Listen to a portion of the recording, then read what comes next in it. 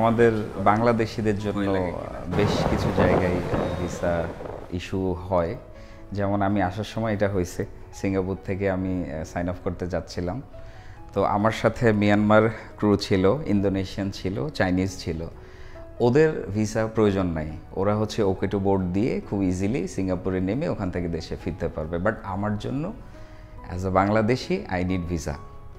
So আমার জন্য visa mandatory, অনলাইনে সেটা অ্যাপ্লাই করতে হবে। ভিসা হলে তারপরে আমি সিঙ্গাপুরে ঢুকতে পারবো এবং সিঙ্গাপুর থেকে বাংলাদেশে ব্যাক করতে পারবো। তো বাংলাদেশিদের জন্য বেশ অনেক জায়গায় এ ধরনের রেস্ট্রিকশনস আছে। আপনি হয়তো জানেন যে দুবাইয়ের ভিসা এখন পর্যন্ত বন্ধ আমাদের বাংলাদেশি সিমেনদের জন্য।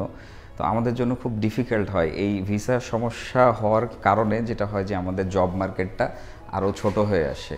বান্ডেল থাকলে প্রতি সেনমানিতে টাকা বাঁচবে। বিকাশ সেনমানি বান্ডেল কিনে জিতুন প্রতি লেনদেনে। সিম্পলি যখন দেখবে যে একটা বাংলাদেশির ভিসা নিয়ে এত সমস্যা, ওরা বাংলাদেশি না নিয়ে অন্য কোনো দেশ থেকে নেবে। সিম্পল। এটা শিপ ওনার বা ম্যানেজমেন্ট তাদের কাছে এটা খুবই নর্মাল, এটাই হওয়ার কথা।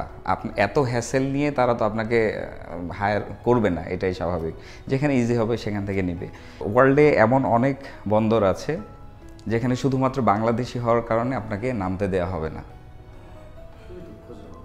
এই ডিসক্রিমিনেশনগুলো এগুলো হয়। এগুলো আমাদের পররাষ্ট্রনীতি নিয়ে হ্যাঁ কিছু সমস্যা আছে, জটিলতা আছে। আমরা সেইভাবে সম্পর্কগুলো মেনটেন করতে পারিনি। প্লাস আমরা যারা জনগণ, আমাদেরও কিছু সমস্যা আছে। আমরা দেশের বাইরে যে বিভিন্ন ধরনের অবৈধ কাজে লিপ্ত হয়েছি, ক্রাইম করছি, যার কারণে যেমন অনেক বাংলাদেশি তারা জাহাজ থেকে পালিয়েছে আর কি, পালিয়েছে, ডেজার্শন যেটা হয়। তো যখন যে দেশে যায় তখন সেই দেশে বাংলাদেশিদের ওপরে অন্যভাবে একটা রেস্ট্রিকশন দেয়া হয়।